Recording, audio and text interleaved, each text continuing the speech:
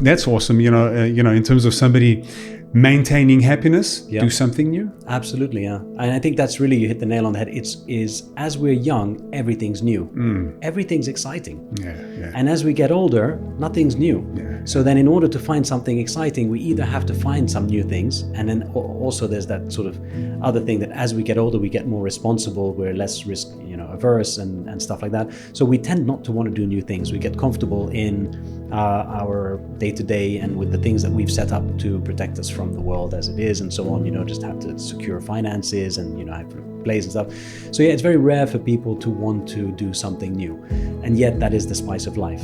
There's so much on offer, there's so much to discover, there's so much to move outside of our boundaries. And I say boundaries, financial frontiers, the term itself, frontiers are there to be discovered. 100%. And that's what's happening in today's modern financial world. We're moving into all of these new kind of financial technologies and fintech and all of that stuff, also combined with AI and things like that. So I think it's a very interesting topic in the sense that so much of what we do in life is also a construct of society, and that construct of society doesn't work without the financial setup.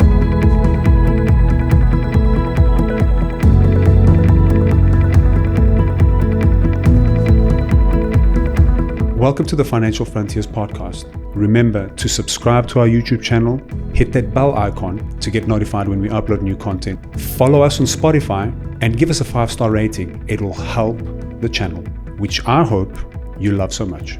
Here we are, another Financial Frontiers podcast session. We're on, I don't know what it is, 27, 28, whatever it is. 18th of December, 2024.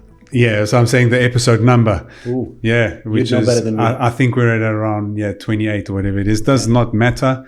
I have an awesome guest with me today. We actually met recently at an event that was held here in Cyprus, the CFS 2024. That's right, in Limassol, yeah. Yeah, and that's the awesome thing that comes from these events is meeting awesome people like yourself, John Khandjian. Khandjian, yes. So the name is actually Armenian origin.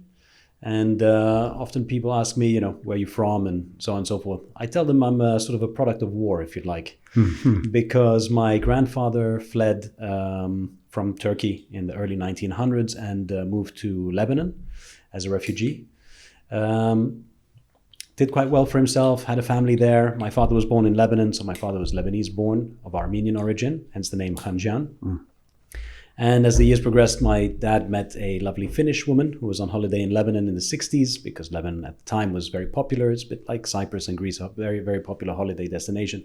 So my mother from Finland comes over on holiday, they get married, they live in Lebanon for a while, and then the civil war in Lebanon breaks out. They move to the UK because my dad had been educated in the UK, in Oxford.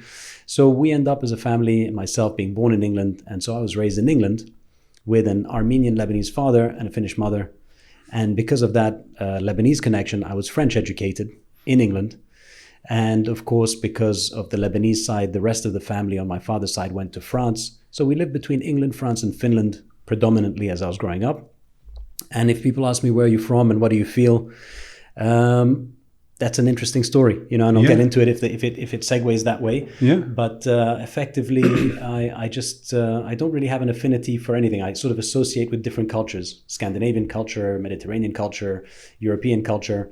But I don't follow a particular football team or that sort of thing. So when people say where you're from, just a citizen of the world. You're a UN package. Yeah, you're the definition like of the United Colors of Benetton or whatever you like. Multinational, like packed into one person. Oh, awesome! Yeah. Oh, wow! Yeah.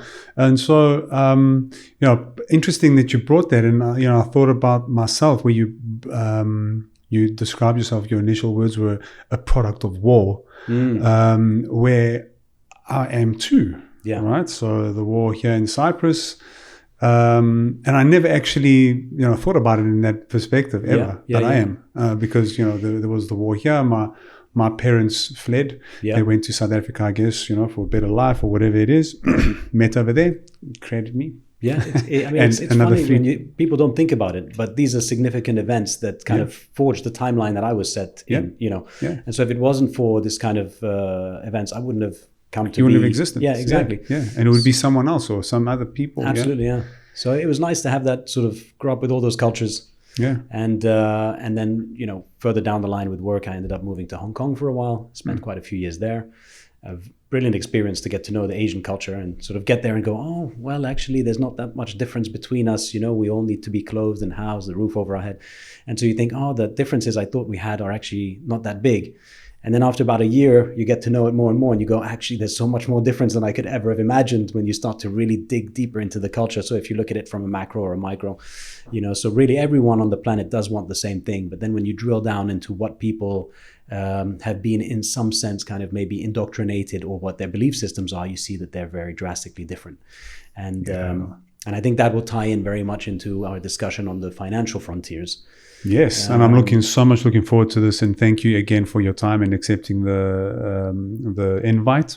With pleasure. It's my first podcast, so it was very nice of you to invite me and to have a chance to do this. It's always nice to do something new, and as we get older, we don't always get an opportunity to do something new in life. Right. And that reminds me of a commercial that it was Emirates Airline were running. They said, when was the last time you did something for the first time?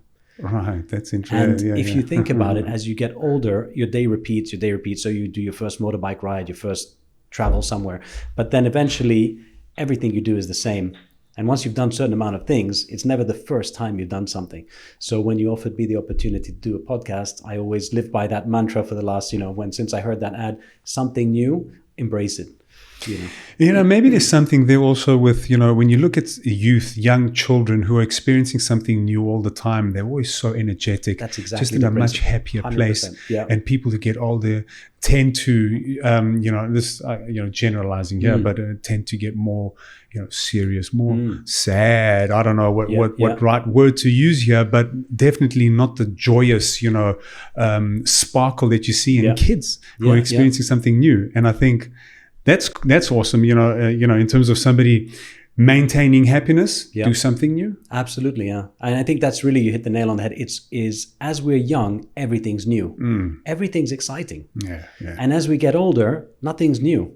So then in order to find something exciting, we either have to find some new things, and then also there's that sort of other thing that as we get older, we get more responsible, we're less risk, averse and stuff like that. So we tend not to want to do new things. We get comfortable in our day-to-day and with the things that we've set up to protect us from the world as it is and so on, just have to secure finances and, have plays and stuff. So it's very rare for people to want to do something new.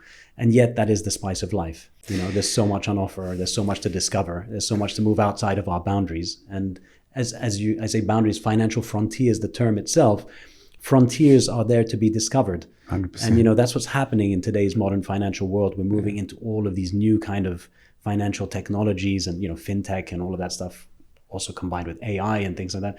So I think it's a very interesting topic in the sense that so much of what we do in life is also a construct of society, and that construct of society doesn't work without the financial setup that we have. And I think there are going to be a lot of comparisons we're going to be able to draw into that. I also think the reason that happens is, and just, we speak in generally, not specifically to, financial things, but it applies there as well. I think the reason that as you get older, you don't embrace new things is because oftentimes when you embrace something new, it's a little bit uncomfortable. I think there's a comfort zone element to it where because it's unknown. It's unknown. And when you're learning something new, that you go through these phases, like whatever it is, it's a new language that you're learning or whatever, some maths, you want to dive deep into maths or whatever. There is always a point where you're thinking to yourself, this is just too hard. I'm not enjoying this so much. Absolutely. Golf. And I'm a new now to golf. It's welcome to hell. Jeez, what a difficult sport that is. But I'm pushing through. You got to adapt. I think adaptation is really key, and getting comfortable with being uncomfortable, generally speaking, right? That keeps you young. It's a great game, but it's very frustrating, especially when you're learning, because that consistency of the swing and then all those different elements you need to remember in order to have a consistent swing. Right. And then it messes with the brain. As you said, it's new, it's unknown, and it goes from being pleasurable, like, wow, I'm doing a new sport, to oh, this is so complicated. And so it goes in swings. 100%. And that applies to everything in life. Our understanding of new things is exciting at first. Then we understand the complexity of it. If we want to get good at something new, then we have to put the time And everything comes down to how much time you're ready to put into something to understand it and get better at it. So it can be just a one-time thing, my first podcast. Yes. I might look back at it and go, oh man. You're doing freaking awesome. You look pro. Thanks, man. But like anything, you get better at stuff when you put time 100%. Into it. And when you understand the framework and structure and everything and stuff like that. So it's exciting. I hope it goes well. We've got time will tell. But, look, also I think patience is a big one. Mm-hmm. So, and just remembering to reset your mindset and your perspective. Because, I'm doing this. I'm speaking, by first my experience and what I do, and I guess golf has come up as a topic. I mean, this applies to anything new that I've embarked on, and now with golf, right? So you started from a point in, you suck tremendously, and you're kind of in the moment, and you progress slowly, and you don't realize the progress you have, and then you get to a point where you have some sort of an expectation where, at the moment, at least, I'm lifting the ball. It's very rare when I'm hitting the ball and it's kind of sliding on the floor. And that was a lot more frequent when I started out. But I still feel that frustration. But I need to stop myself and reset and say, hang on, you've progressed a lot more. Just imagine what it was 8 months ago. Think of yourself how it was 8 months ago, and then bring yourself to today. And now you bring a new light to it, and then it becomes enjoyable. So I think, when patience is a good word. And also you really hit it on the head. A lot of people don't look at their progress. They look at where am I at now? And where do I want to be? And they often don't look, and people would feel a lot better about themselves if they just said, oh, where was I 6 months ago on a particular subject or on particular something? I'm not yet where I want to be, and I'm frustrated, but I got better. 100%. And that's a sign that it's going to get better. And it's motivating to know your effort is actually going somewhere. And it's hard to see that when you're in the moment and you're not looking at that overall, perspective. And people also, we are egocentric type of, it's in the nature of human beings. So if you suck at something, or let's say you want to be better at golf, in that thing, and we can apply it to just about everything. If you're not very good at it, golf sucks. But it's not golf that sucks. Golf is an amazing sport for people who understand it, who put time into it, and who excel at it. And then the overall concept of golf. Okay, some people say you're just chasing a ball. Well, you can look at it from any perspective you want, but if you don't understand something and you put judgment on it, that's one thing. And I think it's kind of a primitive way that we react to things we don't understand. But when someone studies something, even if you don't like the sport itself, but you study it or you look into it, and it could be, in this case, we're talking about golf. No one would really study golf if they went into it. But if they did, and they understood what goes into it, it's lasted the tests of hundreds of years, if not more, because there's something meaningful behind it. People found physical, mental, balance, all kinds of things within that sport. You're outdoors, you're doing activity, so I think people look at things from a very limited, centric version. Oh, I'm not good at golf. Golf sucks. 100%. And it's like, well, that's not the way it works. And that is really, again, one of those segues into all of these kind of financial frontiers and things. People don't understand things. And it relates to a little bit when I was saying how I grew up with multicultural. Finnish, Armenian, Lebanese. Of course, also, my grandparents fled Turkey. So there's the Turkish side. My family speaks Turkish, Armenian, Lebanese, French, English, all of that stuff. And then there's the Scandinavian side. My mom's speaking Danish, Finnish, Swedish. She lived in Sweden for a while. And then us, Europe, French, Spanish, and so on. My sister lived in Spain. So, and then you bring in the Far East cultures, and then we lived in the US, my brother's in the US. So you start to merge all of this stuff. And as a multicultural family, you start to go out and think. So at an early age, the thing I remember why I brought up the subject was I realized that people get stuck in the environment they live in. So for example, in Lebanon or in Mediterranean culture, and even some Southern European med cultures, if I meet a friend or an uncle or a parent or something like that, man to man, I kiss them on the cheek. You see it in the Italian movies. Most people associate with the mafia or something like that. That's a Mediterranean culture. You kiss your close friends on the cheeks. It's a sign of respect. It's not a sign of some kind of genderness or whatever people might associate with it or something like that. In countries like Finland, I can't even do that with my aunties. Let alone with the men. I mean, if I approached my uncle or someone who's close to me, and I tried to give them a kiss on the cheek, that would be such a blasphemous type offense of a man to a man, tried to kiss me or something, and they would take it the wrong way. So in one country, my sign of respect in another country is a sign of disrespect. Yes. And it's like in Finland, I would shake the hand of my uncle. If I went and didn't shook the hand of someone that's close to me in another country, it would be like, oh, we're not close, you're shaking my hand. That would be disrespectful.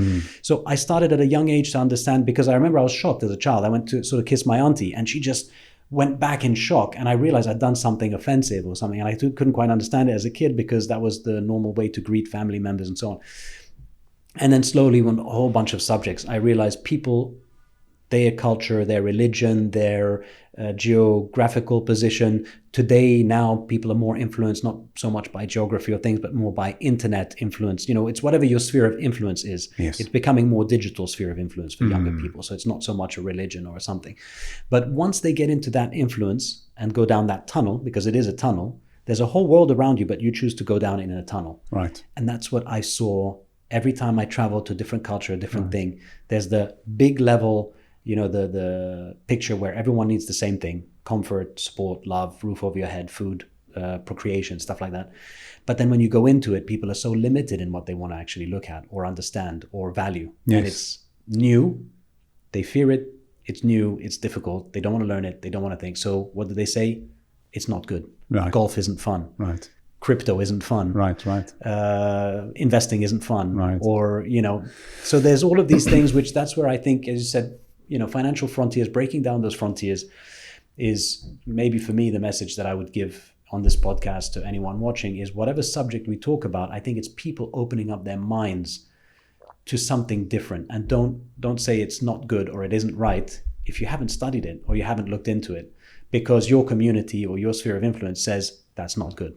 100%. Yeah. Well, those are words of wisdom, and I think, you know, that's maybe a good cue to go into, I guess, what our initial thinking of, you know, the original reason of having you on the podcast, because obviously we're in the same industry. Yeah. Even though, you know, these other topics fascinate me, and you've got a lot to, you know, share, and that's that was a super awesome introduction. Yeah. So I think that's why we gelled in the first place, because 100%, yeah. you know, you've moved around a bit, and Yeah. and I kind of, like when we first met at the event, in the fintech event, and I think I approached you obviously on a business sense. This is what my company does. What does your company do? As you do at a sort of a conference. Yes. And then it kind of clicked very quickly. Oh, you've been to South Africa and stuff. And then I saw, oh, there's a vibe here. Yeah. I think we'll also get along, not 100%. just in the work sense of it, but we have. So I thought it'd be nice to meet up, and I'm happy we did, and I'm happy it led to this. You know? Looking forward to it. And as I know, and we'll share here on the podcast, is you recently moved to Cyprus. That's right. And let's talk about that, which company you're involved in. We talk about your history here, and let's get into the discussions about embracing new, and that's crypto, right? So crypto is a new, I guess, form of money, which the world is getting to understand. Yep. Let's share some perspectives over here. So what brings you to Cyprus? Let's start with that. So first of all, I do have a long history with Cyprus because of the fact that, as I said, the background of my father being born Lebanese. Despite growing up in the UK, when we were all grown up past university, my parents moved back to Lebanon. So that would have been in the sort of mid-90s, late 90s. At the time, I was studying in Surrey University, and there was lots of Cypriots at Surrey University. In fact, there are a lot of Cypriots at a lot of different universities in the UK. And so one of my best friends at the time, from Cyprus, as I was going back to visit my parents, starting to get to know Lebanon, Cyprus was along the way. My friend Christian was living here. And so we would stop off every time I was going to Lebanon to visit my parents. I'd stop in Cyprus. And vice versa, he'd come and visit sometimes in Lebanon. So I'd say since the mid-90s, maybe 95, 96, first time I came to Cyprus, up till now, I've visited Cyprus pretty much every year for the last, 20 plus years, nearly 30 years. And so I ended up having the ties, being the godfather for his son. So, 30-year friendship. He's married, has kids. So it was a great honor to be a godfather in Cyprus, because I know it carries a lot of sort of societal value. Importance. Value, but importance. Valuable to me, but important in society. So yeah, and every time I came back, I was always thinking, well, what if I moved to Cyprus for a while? Because I do like moving around different places. I've been the last 14 years between Dubai and Lebanon, where we had a family business.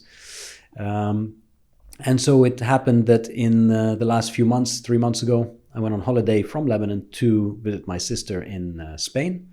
And we saw the news that there started to be some bombings and so on and so forth going on in Lebanon, the current political situation, which I don't think we need to get into. Yeah. But needless to say, Lebanon was in a situation of war.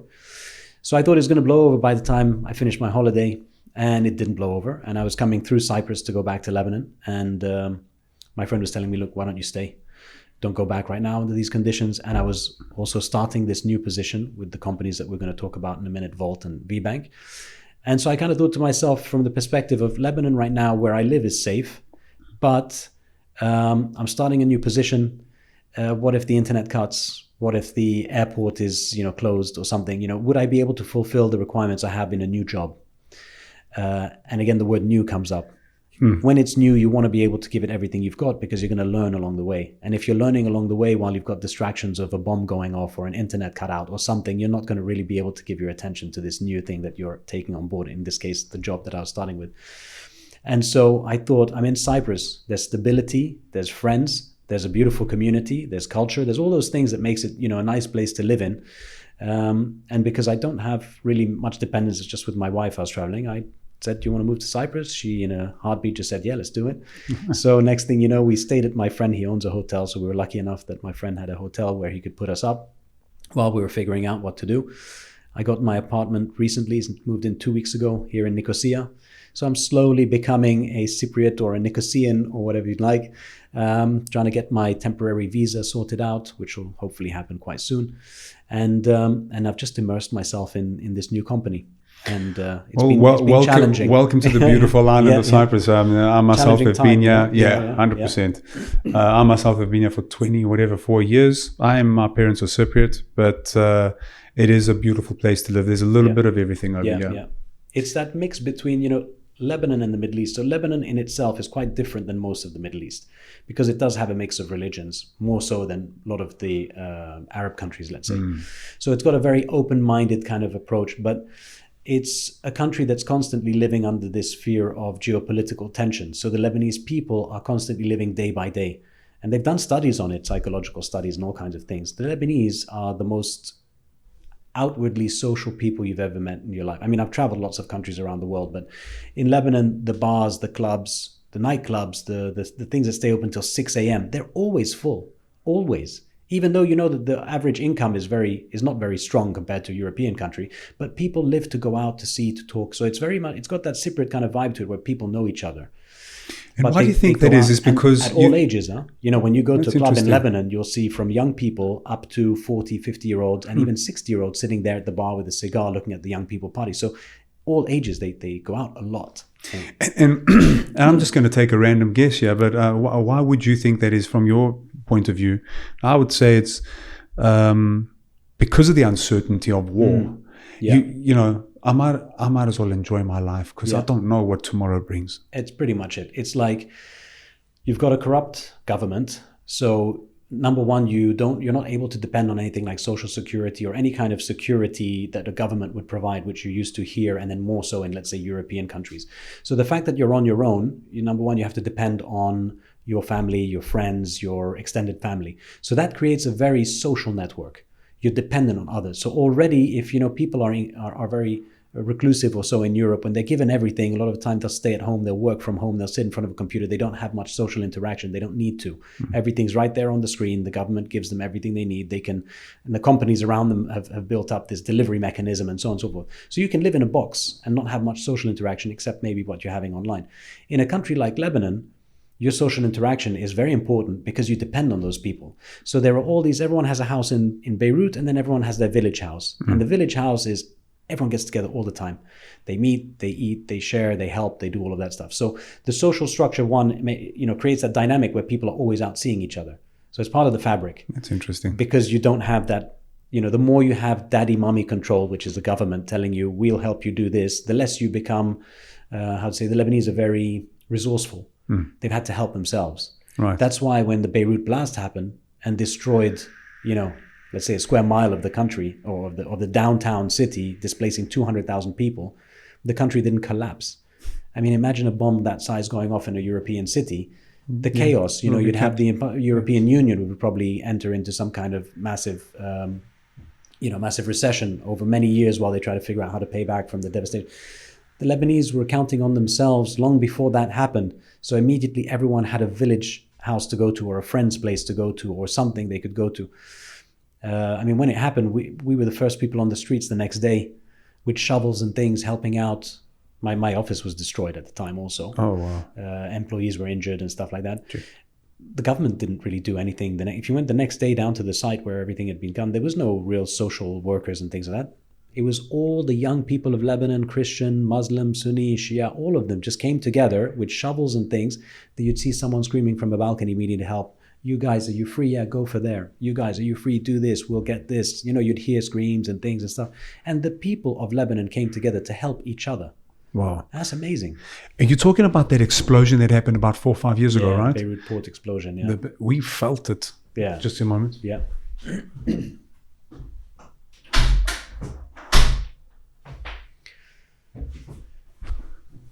Yeah, that was something. Apparently, people on the shores of Larnaca and Limassol felt it. Yeah, that explosion. You would for sure. The shockwave would have been. It was massive. I felt it from 14 kilometers away, from over a mountain range. Wow! And I was just pushed forward off the balcony because I felt the floor shake. Jeez. So it was around 7 in the evening, and my office. I'd left the office a bit early, and I was with my mom in the car. So luckily we weren't there at the time. So we got home, we're watching TV. And I feel the earth shake. Jeez. And so I went, hold on, Mom, it could be an earthquake. We might need to just, run out the house. Yeah. So I go to the balcony to see if there's anything going on outside on the property. And I look, nothing there. So literally from the time I felt it shake to I just step up and walk out to a balcony. So we're talking, there's a few seconds. I kind of get up, I walk out, I look around, I turn to walk back into the house. And as I turn, I feel this shock that pushes me forward and throws me back into the house. Jeez. I didn't throw me back in, but I had to take a step forward from this kind of pressure that just hit my back. The wind, yeah. Like, what the hell is that? And then of course you see the plume of smoke over the, and all that stuff. And there's a bit of sad story. I don't want to get into it too much, but my wife's father was the chief engineer of the silos. Oh. And he's retired. And luckily he'd been retired for quite a while, but he was 45 years of his career was the chief engineer of the Beirut port. Not the port, but the silos themselves. It's a private company. The silos, that building, that white building with round bits on it that's kind of hanging and destroyed, where everything supposedly was stored underneath in the port area. That's a private company. They provide most of the grain and feed and stuff for the Middle East. It's a privately owned company by various different entities. So he was working there. It's not a government thing. I just want to be clear about that. They had nothing to do with this port stuff and everything. And so as the chief engineer for that long, everyone that's there over the last 45 years has been trained by him and put into a position by him. So they all rely on him, even though he's retired since I think it was now 7-8 years at the time of the port blast. Something was going on, they'd call him up, Mr. Ili, we've got something with the pumps, we've got this, don't worry. And so he was always like in touch with the guys, and he would see them socially, his team, despite the fact that he was retired. So at the time when the blast happened, there was a fire going on. So the team picked up the phone and called him as the most senior guy, there's a fire going on, we're trying to put it out. So he's talking to them on the phone because there was a preliminary kind of blast or fire, and then there was the big blast. So some kind of catalyst. And again, there's a lot of political stories around it. I'm not going to get into those, but in this case, he was on the phone, and his balcony has it's a glass balcony. You know how sometimes you take the glass and you encase them in glass. Luckily, the windows or the glass were open because they would have shattered otherwise. Yeah. So he's looking from his balcony at the port, which is, he lives at altitude around 300-400 meters. Lebanon is all mountainous. So directly from the sea, you directly go into, I wouldn't say mountains, but, into the hills. So he's on the hills looking down, probably 6-7 kilometers away from the blast, and he's looking at it. And he can see the smoke plume, and he's on the phone talking to his team. Jeez. And as he's talking to them, they're like, and then suddenly it just blows up. My. He's got his colleagues, his friends, his life friends of 40 years, 7 of them on speaker, and he sees them blow up in front of his eyes. That's terrible. And that was really, really sad, combined with a whole bunch of things that happen in Lebanon. So he's a lovely man, but I know he's also a very tough man. I've seen both sides. When I say tough, I've never seen him be anything else than just adorable and friendly and everything. But I know from his past and his history living through the Civil War, what he did to protect his family and so on, that he's a strong man. But I've never seen him like that for a month. He wouldn't, I couldn't talk to him on the phone because he, was holding himself back from what he'd just witnessed and stuff like that. Crazy situation. Yeah. Yeah. Anyway, we'll move on that. I brought it to a dark place. Yeah. And that's, I mean, unfortunately, things like this happen in this world. And, what makes a person strong is, these experiences that one lives through. Yeah. I think it's resilience and for me, these events that I witnessed in Lebanon, because I didn't grow up in Lebanon. I didn't have to struggle through that kind of thing. I grew up in, London, France. I was very lucky that my father did quite well. So obviously I had a privileged life by any means. I went to French school, 76 different nationalities. I got a lot of culture and stuff. So in that sense, I didn't have the struggle of what a lot of people do go through, and especially if you look at countries like Lebanon, which aren't entirely, first world and stuff like that. So moving to Lebanon was a bit of a challenge, and it happened because of, I had to take over the family business and life circumstances and stuff like that. But when I got to live there, I saw the resilience that comes from it. I saw the spirit of the people, right? And it was really nice to see that. Yeah. But at the same time, there were things that were missing, and some of those. That's what led me into finally going into, let's say, crypto or looking into new solutions as to. Yes, the people are downbeat trodden and so on and so forth. What could get them out of this? What could have changed? And, when you got things like the Beirut blast and you've got COVID and you've got things like the Lebanese financial system that collapsed after all of that, the weight of all of that stuff, the Lebanese lira collapsed, the banking system collapsed. Was that after the COVID? So, it was, COVID was 2019. So around about the time of COVID, there was the Lebanese revolution. Because the people were fed up of really being, underpaid, under things, all of that stuff. And while there's the revolution, that led to the collapse of the Lebanese pound. And the collapse of the Lebanese pound led to the collapse of the banking system. So till today, so we're talking about 2019, the banks closed their doors to public. Every penny that you had in a Lebanese bank is now still locked in that bank. Since 2019, you can't use a credit card, you can't withdraw funds, you can't make transfers. So they came up with alternative solution. They call it fresh dollar account, where you can receive dollars from outside as long as they're from outside, and then you can spend those. But that took years to come into the fresh dollar account. So basically for the first few years, people like, I use the example of my father-in-law, he'd worked that whole time. He bought a couple of properties, family properties, and he had saved all his savings were basically locked. So we're talking about a man who's worked his whole life to be able to afford, take care of his children, his family and everything. And he's now dependent on, in this case, for example, his daughter and me will help and his family will help. Crazy. And yet he had considerably, for Lebanese, he was doing extremely well. And he had a very, very comfortable retirement sum, which was enough for him to help his kids wherever needed, although they're grown up. But of course, that's what a parent wants to do in their retirement, enough to travel the world as much as he wanted. And he went from that 2 properties and a good lump sum of cash saved to he's got no money left because the banks won't give him a penny of what he can touch, including, needing to go to do medical procedures and things. He can't access his money. Oh, so it's really, and that was the coffin, the nail on the coffin. I just said, how is it that we're dependent on these institutions that if they fail, we all fail? The entire country fails. Just give me a moment, please. Yeah. Hello? Έλα. Είμαι σε podcast. Επέρασε απευθείας το do not disturb, δεν δούλεψε? Oh, wow, okay. No problem. Next. Okay, bye-bye.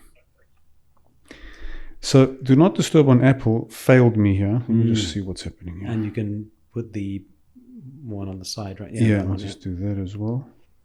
That reminds me, because I guess we're going to edit this stuff out anyway, but I was at a wedding in Boston, and it was sort of distant relatives, and so it was Dennis and his brother Tony, and they're, kind of from Boston and all that stuff. So we're in the rows, and then the wedding starts, and Tony gets a call on his phone. It rings, everyone looks, he picks up the phone, he goes, have some goddamn respect. I'm at a wedding, man. And he hangs up.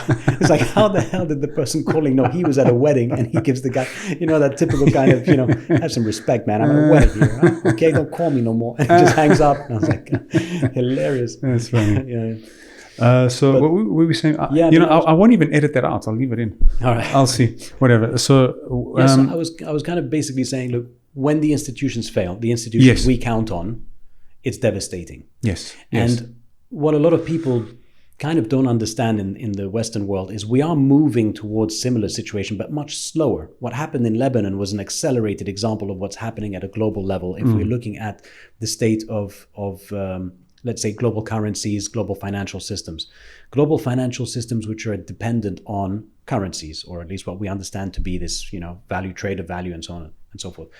And when you see it happen several times in different countries, as you do when you're connected with the third world, you see the Turkish lira go down, you see the Egyptian pound, you see, a bit of strife and a bit of thing, and these institutions we count on collapse. And so we see it here in the Western world happening, but at such a slow pace. It's like when you watch something grow and it's in front of you, you don't see it growing. But if you step back and you look in and you go, oh, wow, it's grown a lot. That thing where, with the kids, you see them every day, and then someone who hasn't seen them for a year will come and see your kids and go, oh, wow. Yep. But you don't notice it because you live it day by day. That's happening today in our Western world. And we only notice it when we take a bigger picture and we look at everyone's complaining about everything's getting more expensive. But they don't understand that things aren't necessarily getting more expensive. It's that the value of the currency you're paying for those things is depreciating in value. Right. So it's very different, and people just can't. Everyone can wrap their head around it when they understand what's going on, but people don't understand because you need some kind of financial or economic background, and you need to look into the past to understand. And the very simple thing is just zoom back out. Zoom back to the time of when your parents were buying a home. They were buying homes for 10,000, 15,000, 20,000. There wasn't euros at the time, but let's stick with dollars. $15,000, $20,000 would get you a home. And we're talking not so long ago, 50 years ago, 60 years ago. Yeah. But people today, 50, 60 years, if they're looking at the 60s or the 50s or something, they don't look that far back. They know that today a house is, let's say, worth 250,000, and it'll be worth more in 10 years, maybe 350,000. Yeah. The house itself is still the house. It's not worth more. Of course, depending on where you are, if it's in a city, it's maybe higher demand or something. But if the demand and other things stay equal, the house still goes up in value in most cases. In suburbia, where there's not necessarily higher demand, you're still buying that house, which 30 years ago was half the value. Right. Nothing really changed. The only thing that changes, your currency is worth half as much as it was 30 years ago. Right. And especially with what happened in COVID, at the time of COVID, obviously, they started printing money because of the fact that they closed down a lot of businesses, governments, countries, everything. And in order to reboost the economy, governments central banks typically create more capital. In this case, let's say dollars or European Central Bank, euros and stuff like that. When you create more of something, you dilute it. Right. And that's the main thing. And it's such a simple economic concept. It's a simple concept across anything. You dilute anything, it becomes weaker. 100%. And that's really where we are now. And the dilution process was stable for a few hundred years. If you look at where the dollar was in the 1700s and the creation of it and so on, and you look at how many dollars were in circulation, of course, populations have increased, overall GDP and everything has increased. So the rate of a currency and the amount of currency that needs to be, let's say, in circulation has to increase with GDP and so on and so forth. The dilution and the inflation really comes when the currency is printed at a rate that outstrips GDP and production and growth of, just human growth, capital growth, and all of that stuff. So it did move pretty much in line for quite a long time, the history of the creation of currencies, and also because they were backed by a physical asset of gold. And then we got to a stage where everything just went nuts, economically speaking. And they unpegged off the gold value, the gold standard? The gold. So it started as sort of a temporary measure in the early 1900s, so maybe 1940s or something. And then in 1973 or 4, I think it was Nixon, that then officially unpegged the gold standard. And it was completely abolished. And at that point, you literally have a piece of paper or a number, a digit on the screen that has value because you believe it has value. You can't, you can buy goods with it because everyone is, you believe in the strength of the dollar, which is the strength of the issuing government. So of course, as long as the United States is strong and the government is strong, which they are, then of course you can trust in the value of that currency.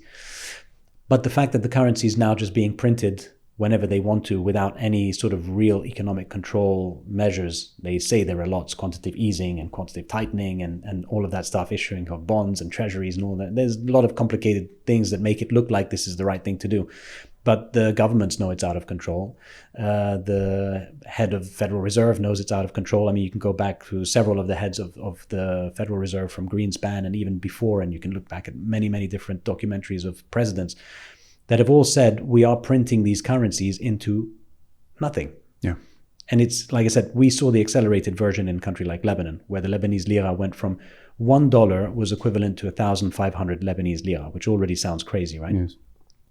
But we went from $1 to 1,500 Lebanese pounds to $1 now being close to 100,000 Lebanese pounds. Same thing was what's happened with the Zimbabwean dollar. It sounds... It And just in a lot of countries in South into America nothing. and stuff like that. So it is happening. We see it. Yeah. And it's, like I said, it's the same thing happening with our currencies, only they're backed by stronger governments, stronger, things. But the fact that it's being diluted and the fact that it is visible in everyone's, day to day, you can look back to the value of your house. Just take 50 years. It was less than, you're not talking about a house that was sort of 100,000 and 50 years later, it's 150,000 or 130,000, which would kind of, then if they're talking about rate of inflation at 1% or something, that makes sense. But, if a house goes from like 50,000 to 500,000 in 20 or 30 years, I mean, the rate of inflation to get to that, it just shows that the currency has lost such a large amount of value. And that makes a lot of sense. And you reminded me of a conversation that I was actually having with my son very recently, about a week ago. And that reminded me of a conversation that I also had with my dad. And we were talking about, so I was talking with my son about the cost of food at the tuck shop that are, in the high school. And we start school. to sound like our dads now. We start to sound like our dads, right? Yeah, I would back then. And I remember every day at our tuck shop, delicious food that we had in South Africa, right? And we used to have a different meal for the day. So whatever it was, Monday was hot dogs. Tuesday was this thing called Vet Cook, which is like a mince thing. Wednesdays was hamburgers, Thursdays was chicken mayonnaise, whatever.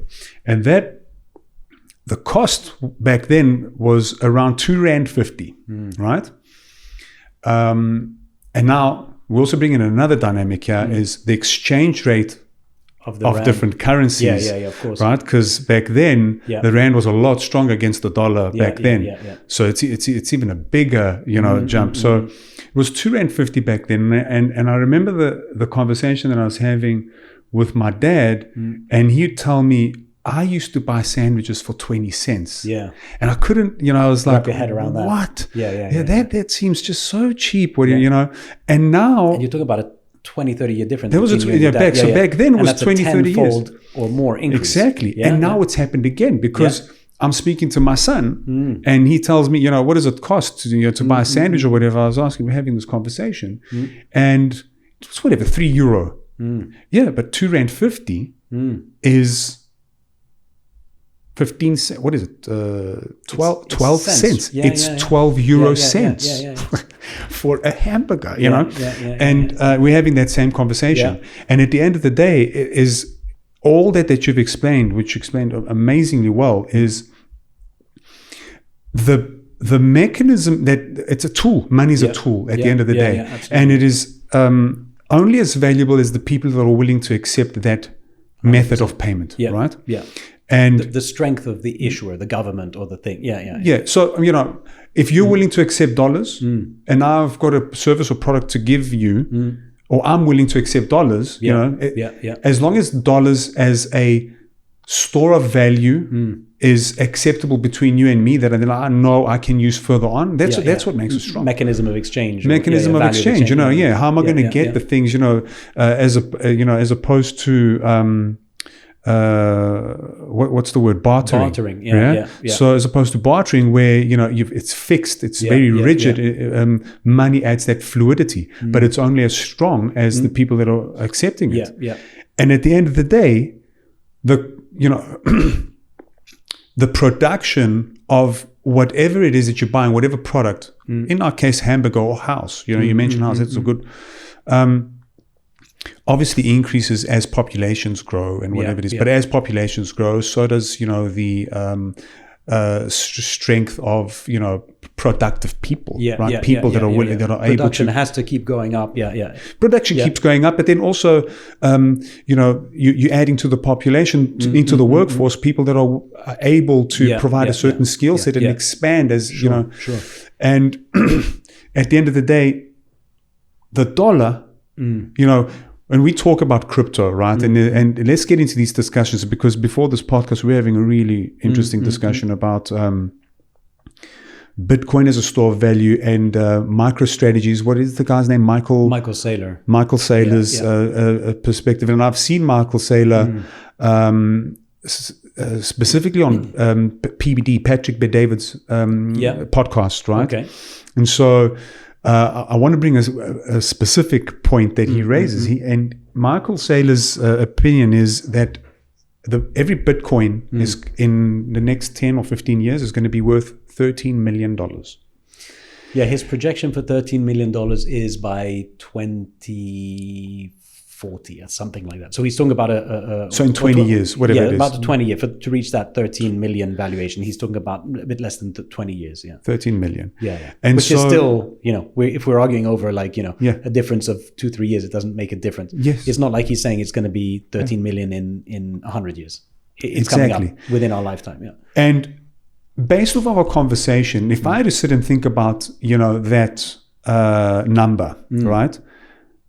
Today, we say, okay, geez, I'd put $100,000 into something that's going to be worth 13 million in 25 years. But what is the market value of that money, right? Maybe $13 million in 25 years is not so...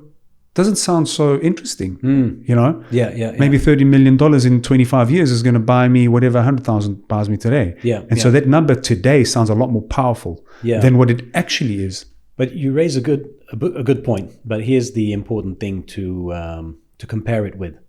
So, for example, let's say you'll have 30. You'll have the equivalent. You put in 100,000 today, $100,000 to get one Bitcoin, and you take fast forward 20 years. Now you've got the equivalent of $13 million. Granted, in 20 years, inflation against the dollar will mean that 13 million might only have the equivalent purchasing power of, let's say, 3 million today or something like that. So, it's a big number. It certainly won't get you as much as 13 million can today. But this is where the perspective is important. That 100,000 that you have now, which is going to be equivalent to $13 million in the future, if you keep that 100,000 now and you go into the future, you'll still have that 100,000. Less if you keep it in cash. Less if you keep it in cash. But let's say you were able to just store it in cash. Oh, okay. Yep. So you're storing now 100,000 in Bitcoin. It's worth 13 million. Or you store that same 100,000 for 20 years. What will that 100,000 get you in 13 years? In 20 years? Probably it'll be worth... a chocolate bar. Whatever. It'll be worth like $5,000 or $10,000. Yeah. So you've got the choice of taking the 100,000 and turning it into 13 million, which might be the equivalent spending power of 2-3 million today. Or you keep that 100,000. And in 20 years, you want to spend the 100,000, it's only going to give you the equivalent purchasing power of, let's say, $5,000. Yeah. So what you're doing is you're taking a currency that's devaluing and you're putting it into a currency that's increasing in value, or into a store of value that's increasing in value. So yes, for sure.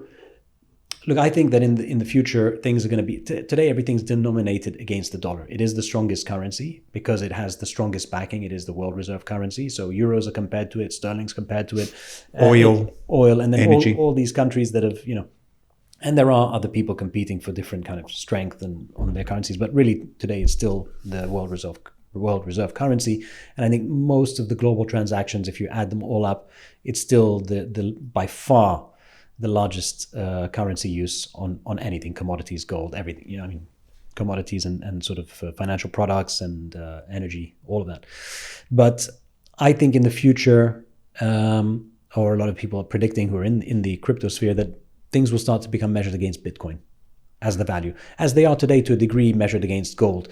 The only difference between gold and Bitcoin is that gold is a very good store of value, but it's not useful as a medium of exchange. It's not convenient. It's not convenient. So you can store and you can buy, and a lot of people talk about, get some gold. Most people, even wealthy people, and I'm talking extremely wealthy, high net worth individuals, they don't sit on mountains of gold and protect their investments on gold. It probably makes up a few % of their portfolio. That's about it. And no one's really going to allocate much more. There are some people who have gone fanatic into gold, but those are not examples of people who succeeded in storing their value, and that's being replicated and duplicated by investment managers around the world. Most people will put it into some chunk into a business, some chunk into assets that have a return, let's say in property or something, that and then other just pure property plays where your property tends to move at the rate of inflation, so you're storing value in property. And then they would have different things, maybe small percentages of their wealth in gold, percentage 1-2% maybe, and same large corporations, they've got their treasury and their excess capital. They don't leave it in gold. You don't have big Microsoft having massive reserve of gold and things. So gold is something that it has a particular store of value. It's not widely used as the best store of value. Yes, it does move up against currencies because gold can only be mined at the rate of about 1.5 to 2% per year. So that's its inflation equivalent, whereas a currency is inflating. As we said, massive amount of currency was printed, especially since COVID. So when you print 40% of all the dollars in circulation today, and the figures are not 100% correct, but let's say around 30-40% of all the dollars in circulation today. By circulation, I don't mean physical paper, but value on the screen is up, the amount of dollars in circulation. Most of that came around at COVID. So you've got let's say a 200 plus year history of money. And in all that time, let's just say how many X trillion were printed, 40% of that supply just increased in 4 years, in the last 4 years. Oh my. So you can imagine how much inflation. We didn't have 40% increase in global GDP, in global production, in global birth rates, in global thing. It was printed so far beyond any kind of growth that would match the amount of money that was put into circulation. And that's why if you look at when people complain about everything's got expensive in Europe, European Central Bank did similar. Not to the same extent, but we still depend on the global reserve currency for everything in terms of import, exports, and everything, wherever you are. But if you look particularly, everyone's complaining about forever things have got more expensive. But take the last sort of snippet of last 4 or 5 years, everyone is going I can't believe how expensive it's got in the last few years. Everyone is feeling it more than they did in the last 5 years, 10 years. People saw slow rates of inflation. They didn't really understand what inflation does. But now people see it for real. And you notice it. Anyone you talk to anywhere, in London, here, there, whatever, they're it got so expensive in the last few years. Yeah, because 40% of all the currency in the world has been printed in the last 4 years, And Europe also printed. Yeah, of course. 1.8 trillion, whatever it was. Yeah. Everyone printed. Everyone, and China's right now printing.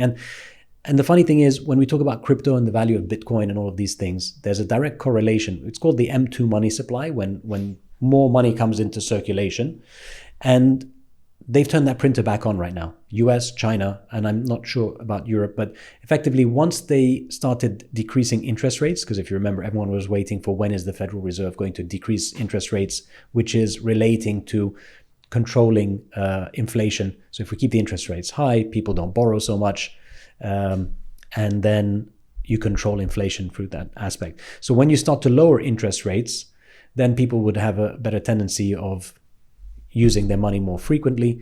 And then that also leads to inflation, but there's that lag between inflation and interest rate and so on. So when they lower interest rates, there's more demand for capital, so they print more money. So when they start printing more money, that's what we're talking about. That's the issuance of debt that America does, or typical central banks do. And then that circulates into the economy. It goes into the banks, and then the banks give them out as loans on the fractional reserve system. I won't even get into fractional reserve because that will blow your mind. And it's complicated, but it is really, you go so far down the rabbit hole if you start to look at what's happening in fractional reserve. It's insane, but it just allows so much more money to come into circulation than actually exists. So for every dollar you put in the bank can loan out 90%, 10x. On money that doesn't exist. The bank will just put that number on the screen. And the weird thing is, if a bank, so I put in $1, the bank now loans out $10 that doesn't exist to 10 other people. Those 10 other people put another $1 in, or let's say it's one individual that takes the $9 and he puts it in a bank. because he's taken it from the first bank. This second bank now has a deposit of $9 that didn't exist in the first place, and then they loan out 90% more money on that $9 that was created out of thin air from the first bank. And this goes on and on and on and on. So you can imagine $1 ends up becoming hundreds of thousands, if not millions of dollars of money that didn't exist, based on bank to bank to bank to bank. And that's called the fractional reserve, right? So you can see already there's a lot of loopholes, a lot of things that are going on in the economy that mean that there's too much money in circulation. It's easy to manufacture. I wouldn't say a rigged system. It's the way the system works, but it's a broken system, and it can't last. And so that's when you bring in things like the concept of Bitcoin. Right. And if you can inflate something, you dilute it. Bitcoin has a fixed supply, and that's the whole principle of it. The fact that it has a fixed supply, that you can't create more of it, means that every time someone wants a piece of it, it goes up in value, because you can't print another And not piece. only that, there's already Bitcoins that's lost. Yeah, and so that increases the available supply. Absolutely, even more. Yeah, absolutely. Yeah. So the total supply of Bitcoin, they say, is 21 million. Yeah. But what people don't often know is that it's divisible. So yes, it's 21 million Bitcoin, but Bitcoin, if you take one Bitcoin, it's a little bit like a dollar. Yes, there are, let's say, you've got $1, but $1 is 100 cents. So you could have 1 cent, 2 cents, 5 cents, 10 cents, a quarter, whatever it is. It's the same with Bitcoin. You don't need to have one Bitcoin. One Bitcoin is like $1, but then it goes, instead of going down into cents, which is from, 100. Second decimal. Yeah. Instead of second decimal place, I think it goes to 7 decimal places. But someone will correct me surely if I'm wrong. But if you go to 7 decimal places, it means one Bitcoin is the equivalent of 1 million, what they call, instead of cents, they call it a Satoshi, or a sat, if you like. So you could have one sat, which would be 1/1,000,000th of a Bitcoin. Today, it doesn't sound like a lot, but if Bitcoin does reach these targets of 1 million, 10 million, 100 million, whatever it might be 100 years from now, one sat will be valuable. Yes. So that's the... And just expanding on exactly what we're saying here is, at the end of the day, right, the strength of any form of value that can be quickly exchanged, because you also mentioned, and you touched on a lot of things there, where it's a store of value, and just as a fixed asset, or like a house or a piece of land or gold, a house, absolutely, is also a store of value. The difference is it's well, in the case of gold, it's not convenient to move it around, and there's the divisibility of it, I think, plays a role. So if I've got a chunk of gold that's like this, but I only need a water, I'm not going to give you this whole piece of gold, because with this I can buy 4 cars, for example, right? And so then you've got this inconvenience, let's call it, this rigidity, where money, the strength of what's useful about money is that it is quickly exchanged, very liquid. And so that's what Bitcoin is. It is also quickly, it's a store of value that is finite in supply, and can be changed, can be exchanged very quickly and the underlying thing here is, what is the value of the different, what is the market defines what the price of whatever it is that you want to buy costs. At the end of the day, based on demand, then macroeconomics come into play here. So it's demand, supply on whatever it is that you want to buy. How difficult it is to produce. How difficult is it to produce? How hard is it to these signs, whatever they cost. I can't remember what they cost, but there is a certain level of effort, the material that comes into this thing, production value, the cost of producing it. That is what counts. The efficiency of the product, and all of those exactly. Things together, the quality, exactly, and the comparing products and competition. How many people are creating this product? The limitation. And so these are the things that define. How the limited supply of something makes it attractive, and also, I mean, that's the premise of gold or diamonds. Although with diamonds, it's a different story, because now they can be printed. You can create diamonds with compressing carbon, whatever. But it's true. It's the finite supply, the limited supply of something is important, and that's so. Currencies are unlimited in supply because we can print them. So therefore, their value is what we talked about, dilution of currency. So we know that if we're working backwards, currencies are eventually going to just keep moving in the direction they have towards zero. And when I say towards zero, today we're used to paying for a mobile phone, let's say a good one or reasonable one, 500 euros, for example. In 10 years, that same mobile phone is going to be 5,000 euros. It's not because the phone has become that much better. It's just simply your euros will be worth less. So, and people need to prepare for this. They don't think, it's 500 euros now. Phones are going to get cheaper as we go on. No, they're not. The phones themselves, manufacturing and everything will get better. They're not getting cheaper relative to your currency. So prepare in 10 years to pay for houses. If you're buying a house today for 150, 200,000 euros, in 10 years or 15 years, you're going to be paying 500,000 for that house. And it's everything is going to go up. Your groceries, like you said, your snack, your whatever. When you go and eat your, fish and chips was £1 or €1 when I was buying it as a kid. It's now like 10, 12 euros. Yes. So just prepare for everything to go up in the same way. That's the fact that's happening to in currency denomination. So you said, why the Bitcoin? And the best way to compare it is, like you said, to gold. Carry a bar of gold, you mentioned. You can't. I mean, you can't walk through an airport if you want to move you've saved your money up in gold and you're living in, when I was in Lebanon and I had to, leave Lebanon because the money I had in the banks was closed. If I had it in gold, it wouldn't have helped me much. If I had bars of gold in my, in my safe and I'm just traveling through the airport with bars of gold on me, they'll be confiscated. I can't move that value. 100%. And if I have them, in some kind of vault, and I've got to move and exchange that gold, there's a big procedure for it and so on and so forth. And, you can't really use it as a means of exchange. I can't buy stuff with gold. I can't walk today into a shop and say, I want to, buy that phone with a gold coin. Yeah. So really gold it's a store of value, yes, but it's got a limited use case. So it's not easy. And that's why a lot of people don't buy it and put it onto their books and so on and so forth. Because, it's losing its value less quickly than currencies. So people buy it as a hedge, but you can't do anything with it in the modern world. Whereas that was the whole use case or the theory behind Bitcoin. As you mentioned, it's use case. And you're talking about when you make something, does it have a use case? You're looking at your panels, sound panels, they have a use case. So they have a value. Yes. Bitcoin has a use case. Number one is a store of value, so similar to gold, because we talked about the finite supply of it. So whereas gold is inflating at 1.5%, it can be extracted at 1 to 2% per year, so that's going to inflate that. Bitcoin doesn't. Bitcoin's got a finite supply. Yes, there's a final few small percentage of Bitcoin that are being printed or that are being mined, they call it, over the next 100 years plus. But really the bulk of Bitcoin supply is right now in circulation, and that's pretty much it. It's 21 million. We're at 20, nearly 20, 19 something. Really? The remaining million is coming out over a 200-year period. So effectively, and as you said, there's been a number of Bitcoins that have been lost. Over a few million have been lost from the early days where people didn't understand. People didn't have value for it. It was a Bitcoin meant nothing, right? So if you had 50,000 Bitcoin in your wallet and that was only worth $1, you weren't paying much attention to it. So you'd lose your bank account number, which we call your wallet address. Right. So the terminology in crypto is a bit different. You have a wallet address. That's the equivalent of an IBAN. Right. People go, what's a wallet address? It's complicated. Well, when someone asks you for an IBAN, you go, oh my God, I don't know what my IBAN is. You just look and you find your IBAN. Yes. It's the same. That's your wallet address. Yeah. But it's just longer and more complex. Yeah, effectively it's the same thing.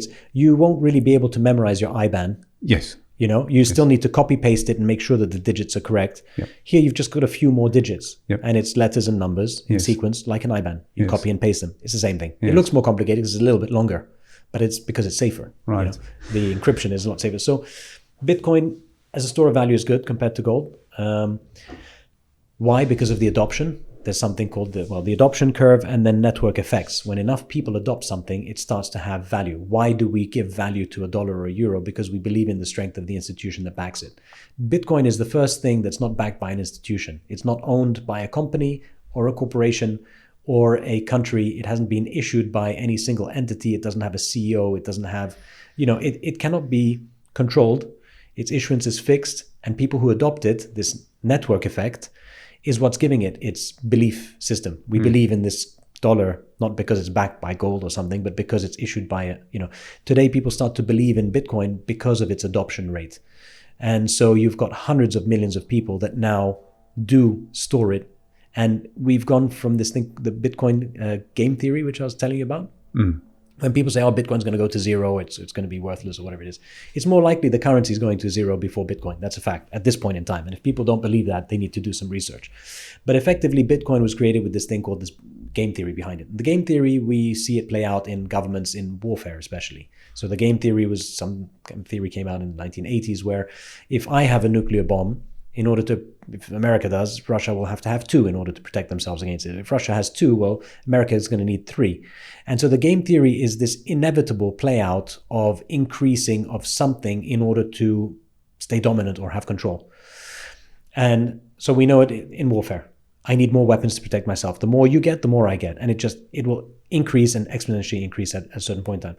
So now we've got this thing called Bitcoin game theory, where it started to be adopted by users, retail, you, me, and people who just believed that there was a better financial mechanism that we could get into. And then eventually the idea was that people would start to understand that because it's divisible, because it's easily transferable, because it moves at the speed of light, you want to save your wealth in it. You can't travel with gold on you, but with a Bitcoin, you just need to remember your keys. You can move that wealth with you anywhere you want as long as you know your wallet number. So it's borderless, You move, let's say, $100,000 today on the banking system. You go through intermediary banks, you pay fees, you're asked questions, and there's a whole bunch of things. You move Bitcoin from my wallet to my brother's wallet in the United States. If I want to move $1 million, there's no one between him and me. He'll receive the equivalent in Bitcoin in a flash. So it's got all the principles of it as a monetary kind of new system on the blockchain made a lot of sense. So the first people believed in it said, well, when people study this, it's soon going to be adopted by institutions or it's going to be adopted by companies. So everyone was counting on that as the next game theory play, right? Then from companies, institutions will start to see the value in it, which is what we saw happening earlier this year with the ETFs. So this means BlackRock adopting it. So exchange traded fund, BlackRock, all of the largest financial institutions in the world who literally run the world. I mean, they control trillions of dollars in value. They started to see, after studying it, Larry Fink, the head of BlackRock, was Bitcoin's going to zero, Bitcoin's worthless. If you look back 4 years ago on his interviews, to we need to adopt this. And so BlackRock themselves, their own fund, is starting to buy it up. They're offering it to their institutional clients and their private clients. So we're talking the richest people and institutions in the world are eating this ETF up at a rate that's never been seen before. They're buying Bitcoin at astronomical numbers, right? MicroStrategies is a big player. MicroStrategy. So he was one of the first, as when they say, first from companies to corporations to institutions. So he was one of the first to adopt it as a company, and literally he's transformed his company from a tech company. He realized that he had a balance sheet and he had excess capital. So if he put his excess capital, which is what's taught in traditional finance right now, is you typically put that into something like treasury bonds or T-bills or whatever it is, just to get that 3-4% on the excess capital you have if you're not reinvesting it into the business or using it. It's a highly liquid market, so it's easy for them to put it in and out of treasuries and have access to that capital. And but he realized I'm basically putting the money I have worked hard to make into something that's generating 3% or probably at best 4% per annum. But I know that the purchasing value of that money that I've earned and worked for is actually decreasing inflation rate of 5-6%, 7 to 10%. It's probably closer to 12 at this point, but the way it's measured, because that's the only way you get to the numbers we're talking about. A house worth 10K, worth 100K, 10 years. Inflation's 10% plus. So he realized I've earned all this money. I'm putting into something that is slowing the rate of inflation. I'm earning 3%, but I'm actually losing 7% of its value per year. So he said, what's not losing that? He spent a lot. He's a very smart guy, by the way. If you listen to the guy, he's probably going to go down, I think, in history as a Tesla or a genius like Elon Musk or something. Say what you will about these personalities, like them or hate them, they redefining some parts of history. Yeah. And so he realized after studying the Bitcoin white paper that this thing is increasing value compared to currencies right now. So he said, rather than have my money sitting in treasury bills, I'll put the excess money of the company in Bitcoin. People told him he was crazy. That was 4 years ago. And people fear Bitcoin because it's highly volatile. It can go up and down 20, 30%. Your average person doesn't want to see the value of their dollars go down 30%. It's mind-boggling. But what people don't look at, again, is zoom out. for the 12, 13 years that Bitcoin has been around, it's increased year on year at rates of hundreds of percent, in some cases thousands of percent. And yes, in that year, it may have had a volatility where, it might have started at 2,000 a Bitcoin and finished the year at 6,000 a Bitcoin. And somewhere in the middle, instead of being at 2,000, it might have been 500.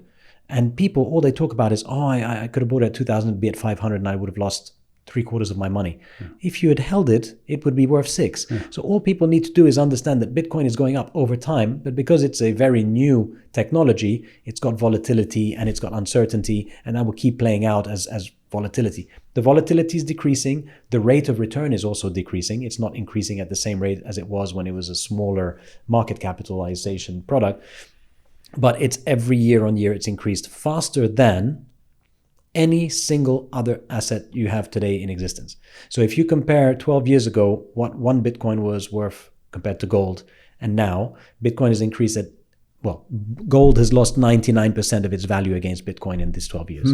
Every single currency on the planet has lost 99% of its value against Bitcoin in the last 12 years. So if people say Bitcoin is dangerous and I should report it, and look how it goes down, and I saw last year was thing, and there's the collapse of FTX. If you, every year that you would have bought it, take a year later snapshot, except for maybe some volatility swings, but pretty much you would be up by a lot. So Michael Saylor understood it's not a small, quick picture thing. I'm going to buy Bitcoin and make money on it. He said, I'm going to buy it, leave it in my treasury. It's going up in value every single year, and it's going to continue to do so because he understands the premise of what Bitcoin offers.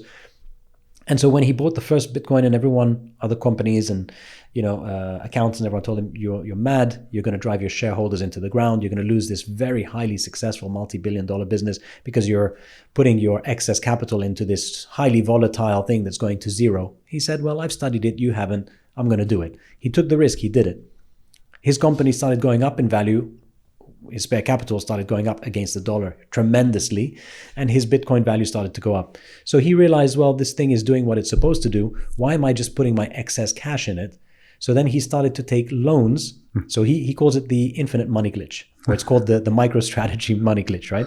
So what his premise is, I know that fiat currency, in this case we'll take the dollar, I know that the dollar purchasing power is going down, and relative to that, Bitcoin is going up. Yes. So I will take a loan in a currency that is becoming more and more worthless, and I will transfer that into this, let's call Bitcoin a currency that is becoming more and more valuable.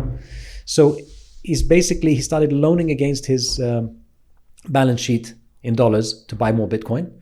When Bitcoin goes up, let's say by twofold against the dollar, he can pay back his $1 billion loan, and he's still got, his Bitcoin now went up to 2 billion. Half the Bitcoin, he can just pay off that loan immediately, and he's still got $1 billion worth of free money. Yes. So he realized how easily he was making money. And easy is a big word. It takes risk, it takes balls, to be blunt. 100%. And so once he realized that he could not only just take loans against his, then he started issuing debt against his stock, because he realized this is going up faster than the stock. So he started to take debt against his stock and putting that into Bitcoin.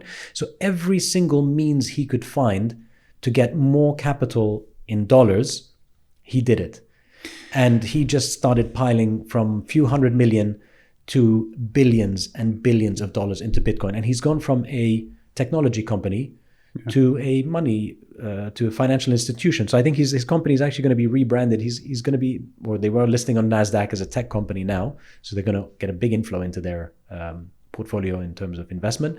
And I think they'll be rebranded and probably end up on the S&P next year as a financial institution, because they've literally gone from tech to just being the owners of as much Bitcoin as humanly possible. It's incredible what this guy's done, and it was a bold move. I also saw a little bit of the history. And his share value has gone up faster than any existing share. Yeah, that's what I was going to bring up. Maybe next to, what's the other one that really went up a lot? Well, there's only one stock, not Moderna. I'll find the name in a minute. But yeah, his stock has basically outperformed just about everything. It's outperformed. Well, Tesla stock has gone super crazy, and Nvidia. And it was Nvidia. So Nvidia was the only stock that moved at a similar rate as MicroStrategy, but MicroStrategy has, I think, overtaken it now, especially with the rise of Bitcoin value. So apparently MicroStrategy about a year ago was worth 7 billion. Now it's worth 70, 80 billion. Yeah, it's crazy.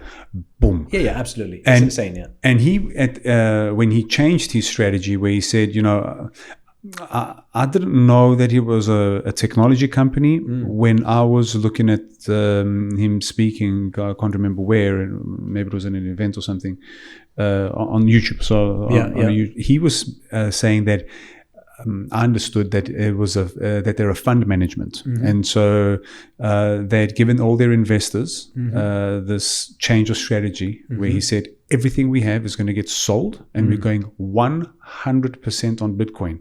That's the transition. That's why they're going to go from a tech to a financial institution. That's why they'll probably move from onto the. And so he's got 99.6% in Bitcoin, and the rest is in cash, which hasn't hasn't been Bitcoin hasn't been purchased yet. Yeah. And he gave this option to all the investors, and he actually didn't have a big, only a few people left out of all the investors. The rest were in with him. And he's done the best than any company. He's outperformed every single company on the NASDAQ. And what's super interesting with that is... And there are other companies, by the way, adopting his strategy in Japan. They call it the MicroStrategy strategy. Yeah, strategy, if you like. And there are other companies that have started doing the same. And there's slowly companies around the world that are starting to follow his playbook. What's super interesting about this move is, and he actually mentions this, if you buy Bitcoin today, all the things we've discussed obviously play a role, where it's a store of value that will most likely increase, etc., etc. But there's an extra element with MicroStrategies, is that they are, well, I thought the only one, but now if other companies are doing it that are listed on the stock exchange, you have now the ability to invest your money in Bitcoin, but instead of buying Bitcoin, invest in MicroStrategies, and you get dividends off of your Bitcoins. And you even have on MicroStrategy shares being used in markets where you can leverage that position. Right. Yes. So they're doing the double MicroStrategy, the thing like that. So it is crazy. And also there's some tax reliefs with this. If you go, I'm not a tax person, but he was also talking about some tax incentive related to that, where... Well, I think there's something, and again, I don't know exactly the tax, and again, it depends on jurisdictions in different countries. But in the US, if we play out what they call that Bitcoin game theory, as we said, it went from, and we stopped as we were climbing up the game theory. So from the individuals to the companies to the institutions to ultimately governments. Yes. So and central bank adoption, if you'd like, in a sense, something like that. But we've got to the stage where the United States, the biggest, most powerful entity on the planet, who have the currency reserve of our era, are talking about putting Bitcoin as a strategic reserve currency on their treasury, alongside gold as a strategic reserve currency.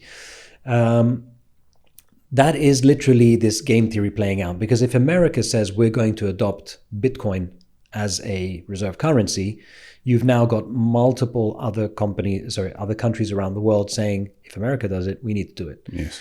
So when you start to get money at a government level flowing into an asset, there's no looking back. And it's not like it's flowing into an asset with an increasing supply. It's flowing into an asset. There's a certain amount of them. If you want it, the only way you can get it is if you put in a bid, because there's now more demand, it has to go up. Yes. So it's not like you can produce more eggs, or you can produce more phones and you're going to stabilize the value of them, or even decrease the value. I don't mean value, but let's say the costs, because you have production capabilities that improve, so you can make things more cost effective and stuff like that.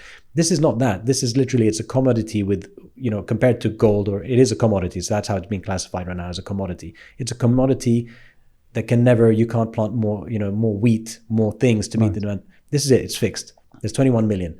Every single government on the planet that wants a Bitcoin is going to have to fight for that 21 million or a piece of that. Yeah.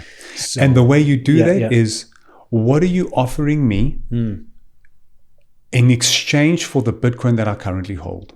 What is that? What is that you're giving me? You want to entice me? Give me a better price. Are you are you a developer? Are you good with AI? Well, what can you do, for me with regard to your development, for us to create a product that will then generate a different revenue stream, where I can get Bitcoin from other participants who hold it and pay you and part my Bitcoin to you. The discussion about the market decides, right? Yeah. Where how valuable is whatever it is you're doing? Is it good enough for me to decide? Yes, okay. Here's so much Bitcoin, and how much of that Bitcoin, right? Yeah, it's based originally on a belief system, which how a lot of currencies, currencies used to be like a shell or something. The currency was based on a belief system. If this leader of this tribe said, gather X amount of shells that are hard to find in the sea, and these shells will be able to buy you 1 carrot per shell or something, then that shell became a medium of exchange. So it could buy 1 carrot, 3 eggs, a loaf of bread, or whatever it was. So currencies have changed throughout the years. They've gone from different, tokens or, like a gold coin and stuff like that. Copper, all those things. And it came down to who issued them and what made them strong. Right. So if you look at, for example, the days of Alexander the Great, his face would be printed on the gold or would be stamped onto the gold coin. That gave it an element of confidence. People knew that around the world his name was known. If I gave this coin with Alexander's face on it, and the same with multiple different empires did the same. Once you put the face of that particular leader who's very important at that time, it gives it value, it gives it strength. You can trust that this will be repaid because the ruler of the world today a verification seal. That's the same with our dollars, our euros, and so on and so forth. That's the stamp we're getting on Bitcoin today. We went from just a belief system to suddenly, if it's adopted by these governments who are valued as we trust in them, we trust in their dollar. They issue dollars, we'll take their dollars and we'll use it. They keep Bitcoin on their reserve, I'll keep Bitcoin on my reserve. It's a belief system that is playing out in real time in something that has a use case. In this case, it's divisible, transmissible, all of those things, and is being adopted by the stamp we need. That face of Alexander the Great that we need is being stamped onto Bitcoin right now. Okay, it's the face of Trump, if you'd like, or it's the face of whatever entity is existing today. But yes, it's getting that stamp of approval, and it is being adopted. We were talking about Michael Samoa, and he was at the discussion came up about Satoshi. Yeah, and it was almost cult-like the way he was talking about Satoshi. Yeah. And he's backing his feelings. His because it's an emotional. It's almost like an emotional cult-like attachment to the word Satoshi. Yeah, is he? And you actually mentioned this before, where it is the purest form of money that has ever existed in humanity ever. Yeah. Because it's flawless. Yeah. And I can understand, what he's coming from. Where his at least my perception, what I take from that is, and this is on the premise of what we've discussed here, is if you've got a monetary system that is flawless and is built into the fabric of society and the market and people and what service, then you throw out of the window any manipulation, printing money, sweeping under the rug, corruption, all of that. Then as a human race, as humanity, we progress, because what becomes valuable then is, what do you have to offer to make us great? And whether it's, you're a person that's sitting in some location, wherever it is, and you're able to provide a service that is remote, or some physical labor in your local place, wherever you are, whatever it is, that becomes more important than having some connection or having some ties into, and then a system that's flawed. The theory of the white paper and behind, as you said, there's an element of nearly like a religious aura around it, as in Bitcoin is the savior in a sense. But there is in fact a sense of, like we said today, printing of currency comes with a certain amount of manipulation.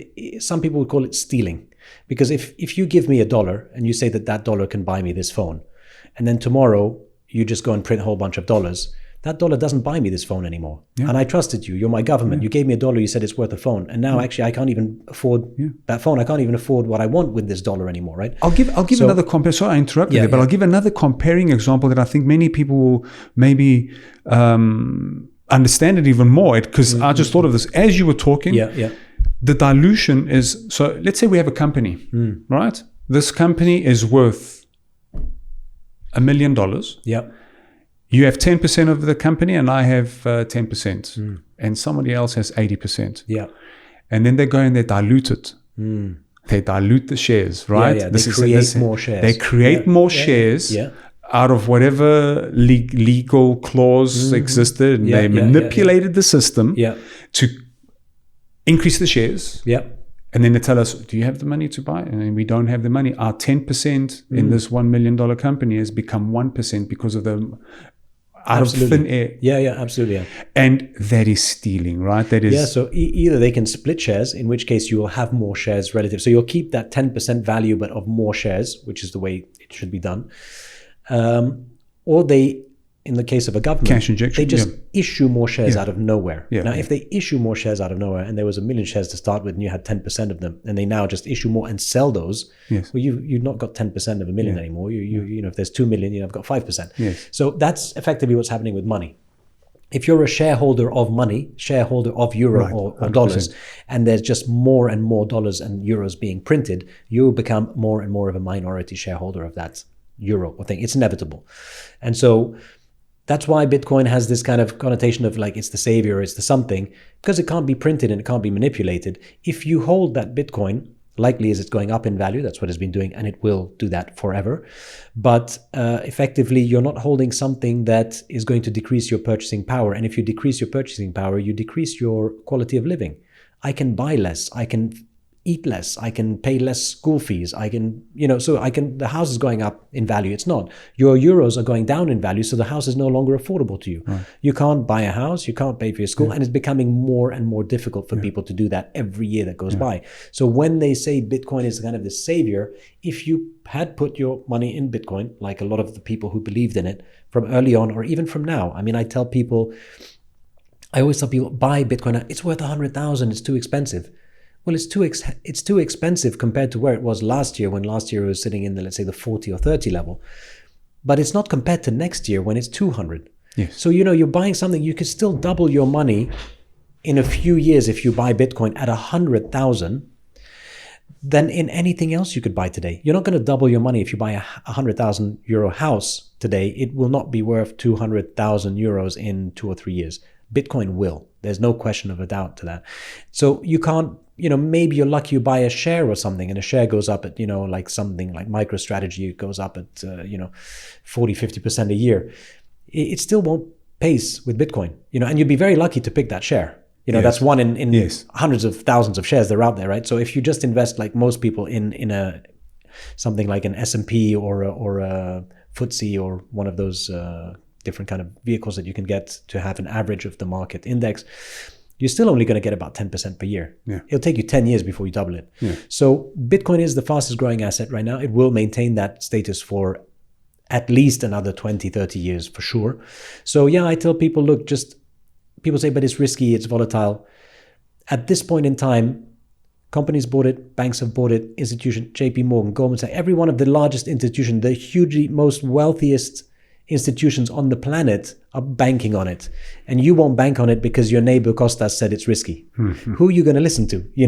The average person who watches a bit of news that says this is a dangerous asset, or are you going to follow what the people in the know are doing? And they're all buying this. Not only they're buying it, governments are now about to start buying it. 100%. So I mean, I would say the risk is not owning Bitcoin. It's not risky to own it anymore. It's now risky for you not to own it. Not to own it. Or to own some of it. Don't go and put all your money into it and do something stupid like me.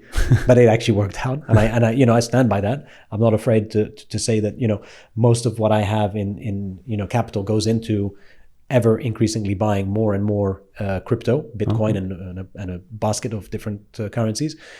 Because I've read about it, I've studied it, I've spent hundreds of hours looking at this and listening to people who I respect their opinion, who are far smarter than me, and they're taking a gamble. And why I think it's also going to increase, because the younger generation are also taking that gamble.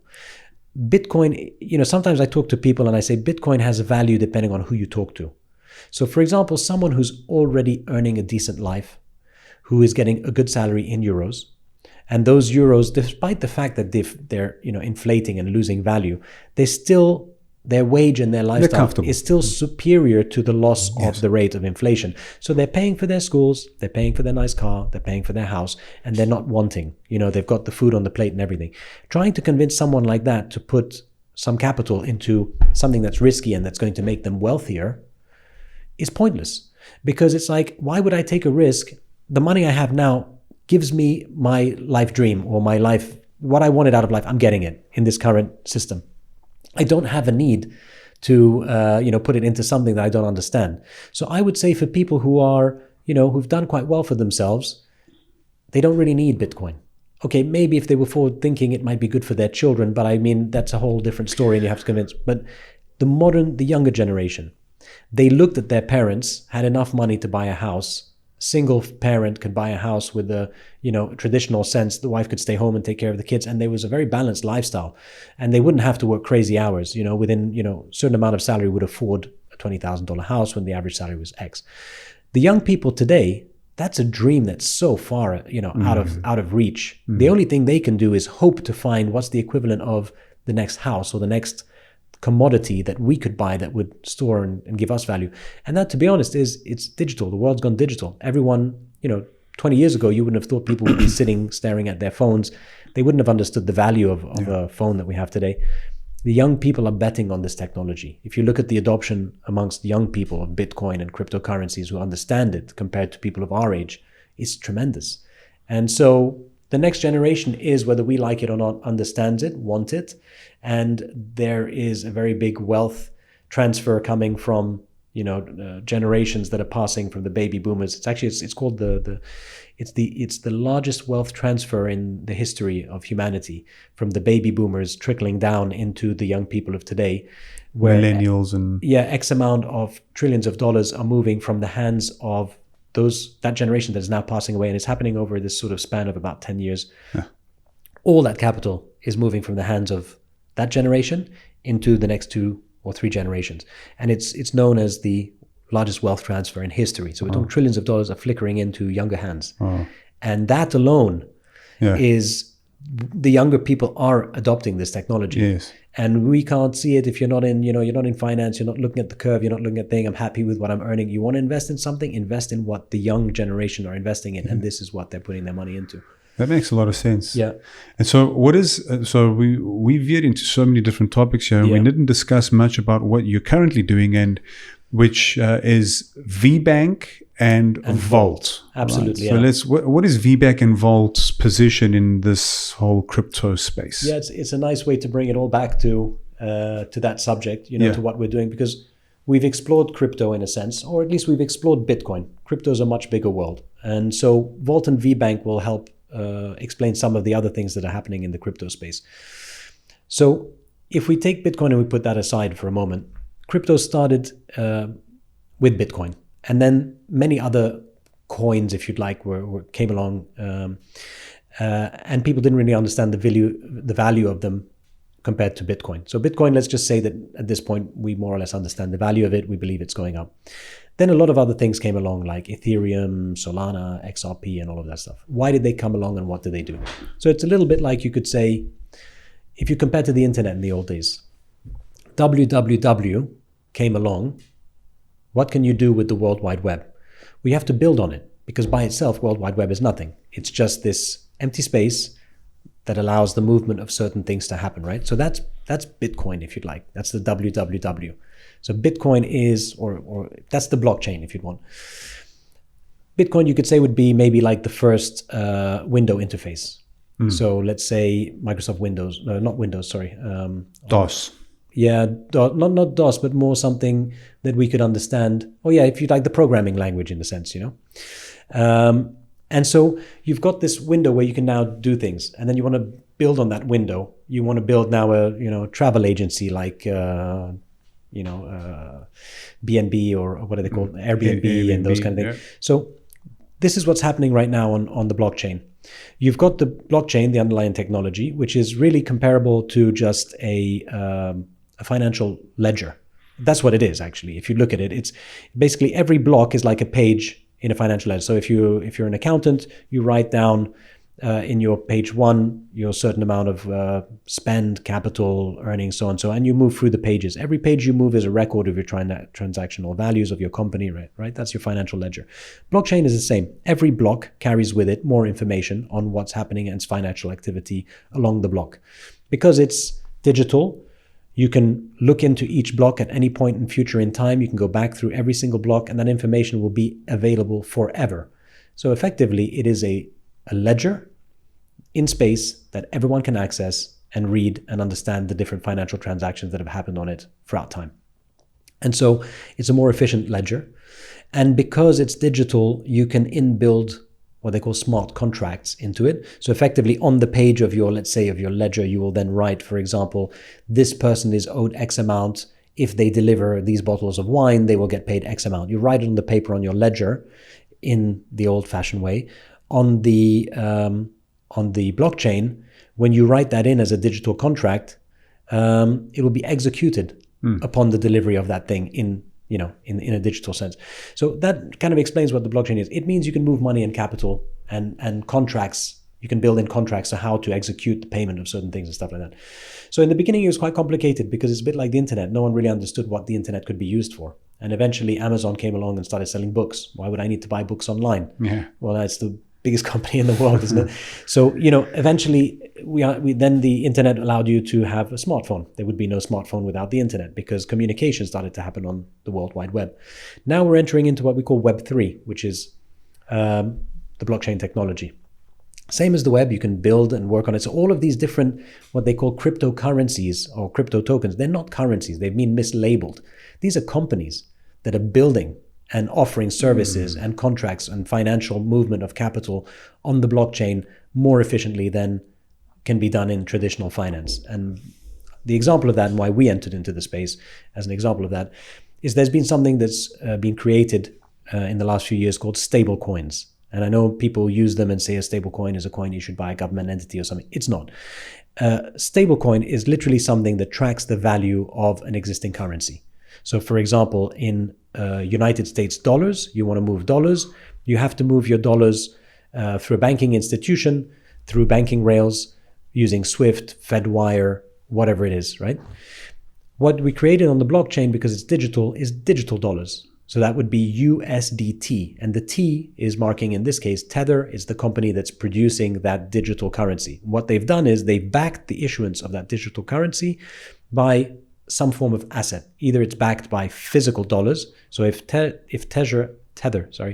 issue $1 billion of USDT, they have to hold the equivalent of either 1 billion actual US dollars in their account or a mix of what would be deemed acceptable gold, certain treasury bonds, T-bills, stuff like that. But they have to have the equivalent value of what they issue in cyberspace or in on the blockchain. On Tether. Yep. So there are a lot of companies now that are issuing these stable coins, and they are backed by physical assets. So they're safe. And these companies are regulated and all the rest of it. So these are massive companies. I mean, when we're talking about USDT, their issuance of USDT is at this point in the trillions. So they're very heavily regulated. They always have to constantly prove that they're holding the equivalent underlying asset to cover the amount that they've issued and so on. So it's very safe. What it does is it allows you to do this.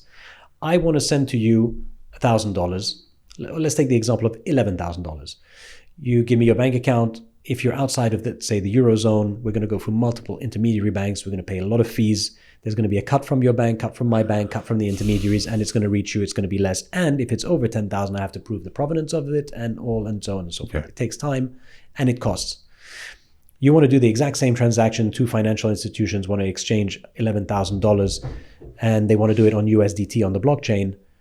Literally, I just send it from my wallet to your wallet, from, let's say, the equivalent of an IBAN to an IBAN. But there's no intermediary. It happens right there on the blockchain. Less no fees. So let's put it this way. It's a means of transferring money, but it's done faster and cheaper. And when you're talking about movement of money in today's world, that's the movement of everything. That's the way you pay for everything. Energy, commodities, movement, prices, delivery, construction, everything is moved in money, right? When you're talking about being able to move that money, those volumes of global movement of capital, and you can do it cheaper and faster, there's a no-brainer. Yeah. It's not like everyone's going to say, oh, no, there's a cheaper and faster way of doing it. We're not going to adopt that. It's just a question of time. Of course. Financial institutions, everyone is going to get their share of what's happening. And so some parts will lose out and others will gain. It's a slow movement because it's going to happen over time. So what we did at VBank and Vault is we realized that there is this need to be able to move capital and things in the banking system on these new rails, let's call them. Mm-hmm. So there are traditional rails. And so what we've done, I'll give you the example of VBank because it's the easy one to understand. VBank is a corporate bank where we offer corporate, business banking accounts, where we've integrated the traditional money system, US dollars, euros, and things with IBANs, and the means to move them through all the existing rails at a global level, covering about 200 jurisdictions. So you've got a multi-currency account that you can move on SWIFT, SEPA, whatever you want, right? And you can go through that system and those methods. Side by side with those traditional banking rails, we've integrated digital wallets, which is what we use to move cryptocurrencies. So that digital wallet integrated on your VBank platform will allow you to move money, as I mentioned, in USDT, so the equivalent of the US dollar as a stablecoin, or EuroC, or if you wanted to be able to send and receive Bitcoin or some of the other crypto tokens like Ethereum, Solana, which are, again, it's another story, but these are it's like being able to move company shares in a sense. So right now on VBank, we offer people to bank traditionally or bank on the new technology. And not only that, the best thing about it is we allow them to interchange between. Yeah. So today you're comfortable changing euros into dollars and you can do that on your app and you don't think anything of it. It's very difficult today to go from US dollars into, let's say, Bitcoin, or then back from Bitcoin into US dollars. Yeah. That's where VBank offers that, what we call on-ramp, off-ramp. You can go from the traditional system into the new system and back from the new system into the traditional system. And then you can choose your means of transferring. I want to transfer my US dollars on SWIFT, or I want to transfer my USDT on the blockchain. And so we're merging the traditional and the new, and we're bringing people, we're allowing them to have that space where they can feel more comfortable to use the channel that they want, fully regulated, covered under multiple jurisdictions. So those are business corporate accounts allowing corporations to move the money and work with fiat or crypto as they please, as they see fit. Do you also have credit cards that are linked to the accounts? So right now with VBank, we are working on the cards. Those should be coming up. We're a startup. So as a startup, we've been doing this. The company does have a very long pedigree and it does have a long history. Back in 2017, the early founders of various different tokens and crypto assets in that space, back from 2017, did some ICOs, which was initial coin offering, like an IPO, very successful. And those founders then decided to not just work with retail people in crypto and offer various different means of depositing and earning income from yields and stuff like that. They said, well, we still need some time to transition between the old and the new, if you'd like, or the traditional and new.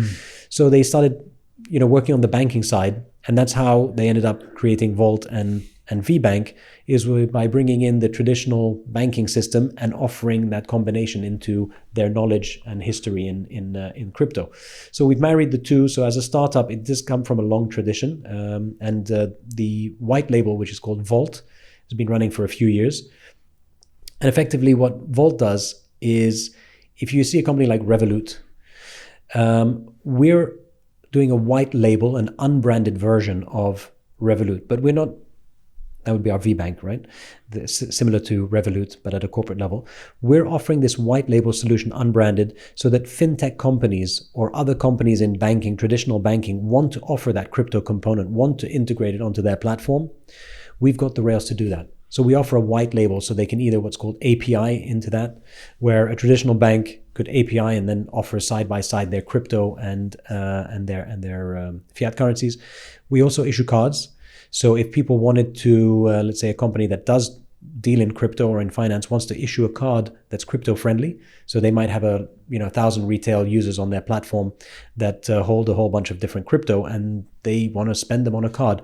If they want to spend Bitcoin at an in a shop to buy a chewing gum, these cards will allow. So it's a Visa global platinum program we do, or a European MasterCard program, but it is crypto friendly. So you could literally, you've only got Bitcoin in your account and you want to buy a chewing gum, that card will allow you to go at your point of service, press bleep, and behind the scenes, the equivalent value of €1 from your Bitcoin will be converted, and the shop owner will receive €1. €1 of your Bitcoin will be deducted from your Bitcoin. So we're offering crypto-friendly cards, banking services, and crypto services as a white label. So as I said, any fintech company that wants to integrate one or all three of those, we offer them the solution to do so. So it's modular. They can pick it, 2 out of the 3 or 3 out of 3 or 1 out of 3. So it's cards, crypto, and banking. We allow companies to become like a Revolut. So we're B2B, and then they can do B2C or B2B if they want. So effectively, if you want to be a Revolut, we've got a solution for you. There are a lot of white label companies out there, quite a few of them here in Europe doing it. The difference with Vault that I'd like to put forward is that we do it at a global level. So we have global integration solution. So a lot of companies are doing a bit, like I said, becoming the next Revolut in Europe, which means that they're regulated by, the sort of European banking system. They can't really accept clients from Africa, from Asia, from US and stuff like that. We offer a global platform. So our white label is a global financial platform. That's, I think, a very important service. And, as these different technologies emerge, as, we're talking about crypto here, new services are required, new solutions are needed. Sure. You solve different problems that currently exist. One of those problems are, there's the cross-platform or compatibility between fiat, traditional, and that's the new big age fear. crypto. Yeah. And for the moment, since fiat is, we can't doubt that it is still widely adopted. It is the way that money moves. Up until the point we get to 20, 30, 40 years from now, where the new generation kind of takes over, and fiat gets replaced by crypto. If that's what happens, I would argue that 20, 30, 40 years is way too slow. Slow, yeah. Yeah, the adoption curve. Things are happening exponentially nowadays, especially because, again, we're looking at digital adoption. So it's not like these things have to be produced manually in a factory and then outlaid and distributed around the world. They move at the speed of light. Yeah. They're created at the speed of light, and they can be adopted at the speed of light. And if you look at how many more, like, for example, why I think it's going to be happening faster.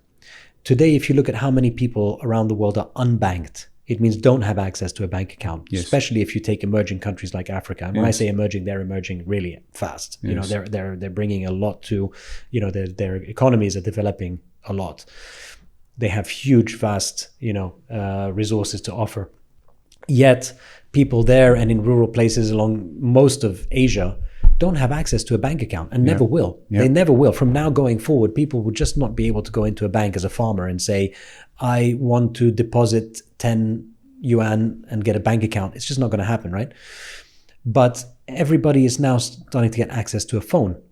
And the difference between a bank account and a wallet is the bank account is owned by an institution.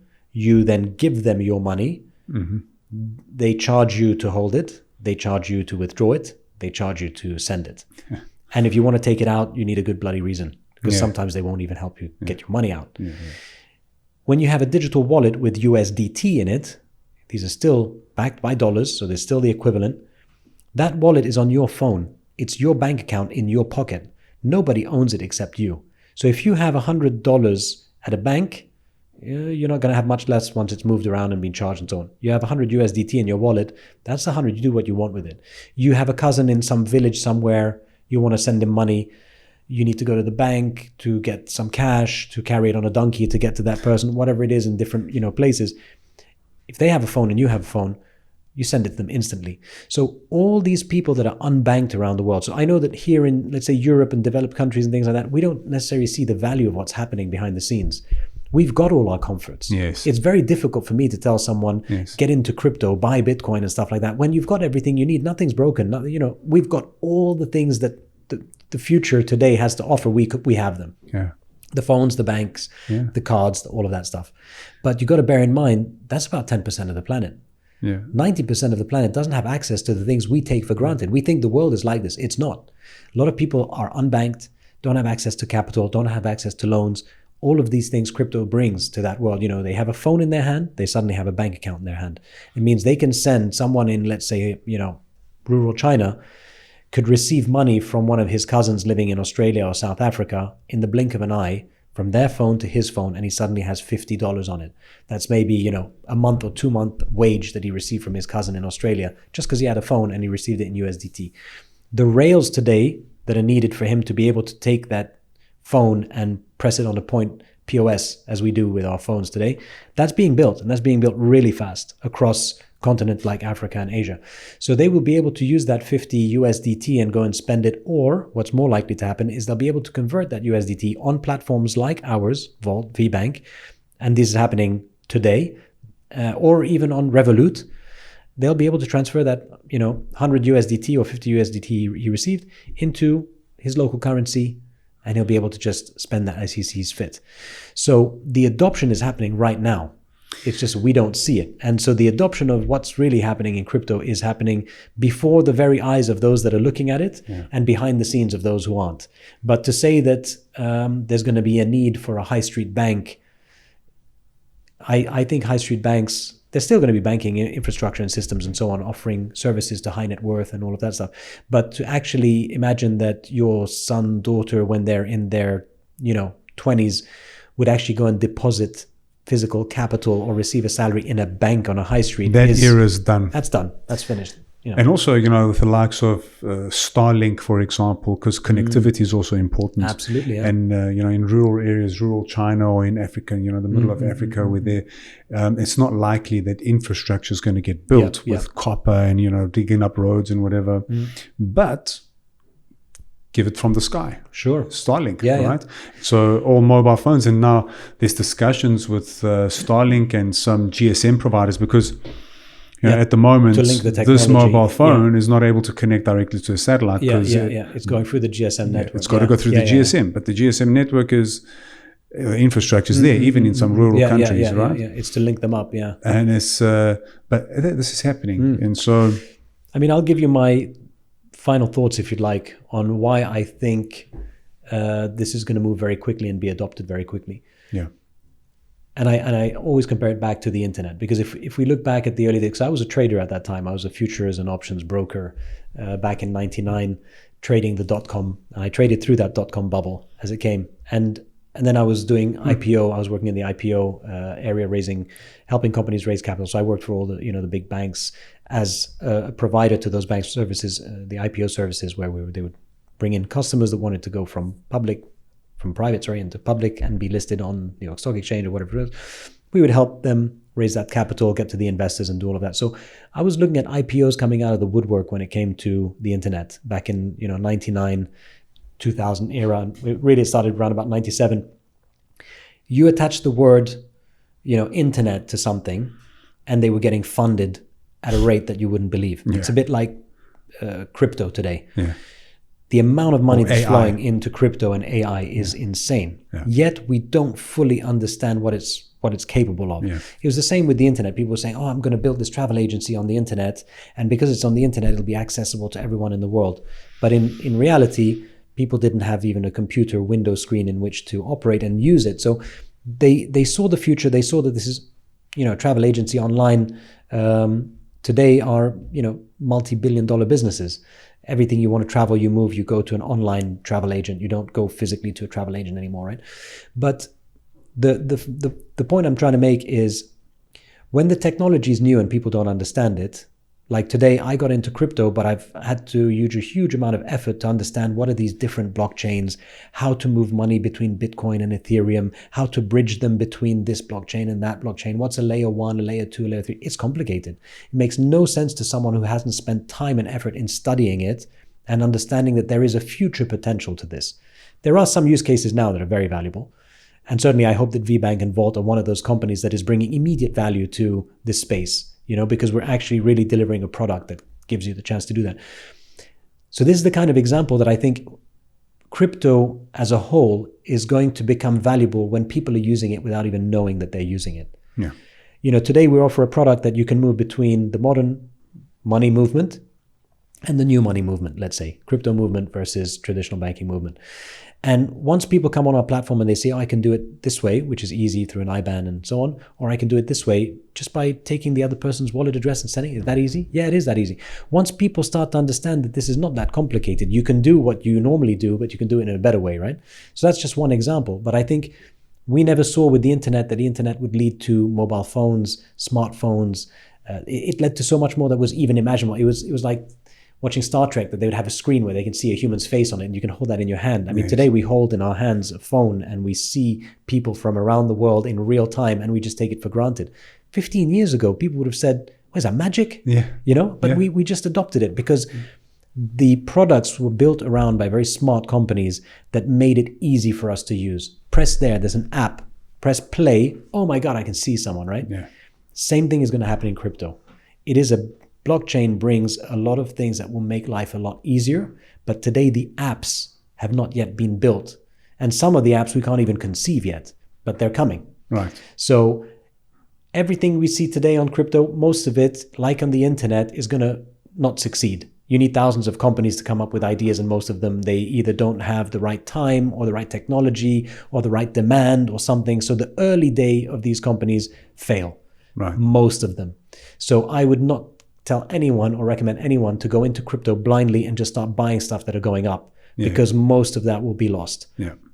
These are the early day pioneers bringing in, taking risks, trying to be the next Microsoft, trying to be the next, Amazon.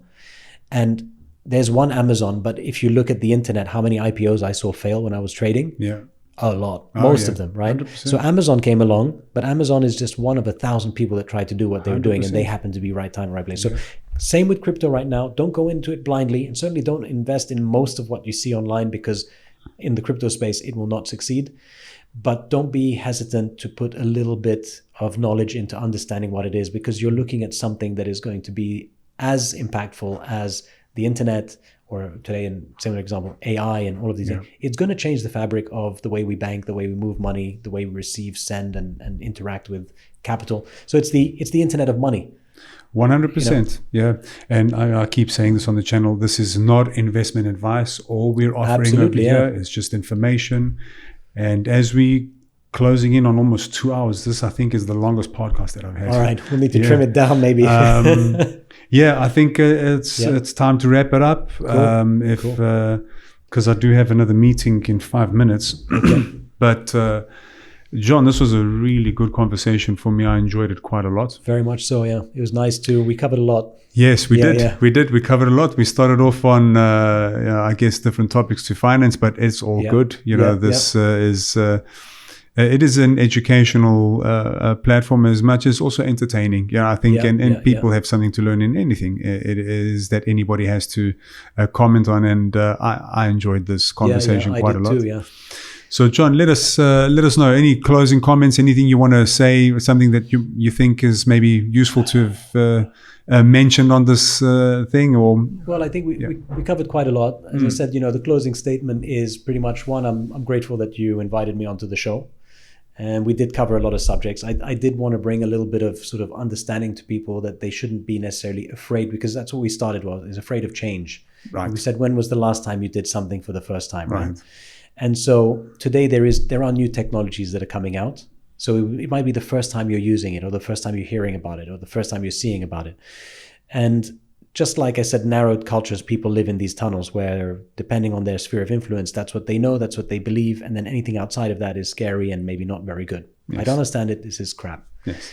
So my final thoughts would be, just be open to the technology. And the only way you can be open to the technology is study it. Look at it. Yeah. Don't just pass judgment on something like crypto or crypto banking or something. We're bringing good products to the market.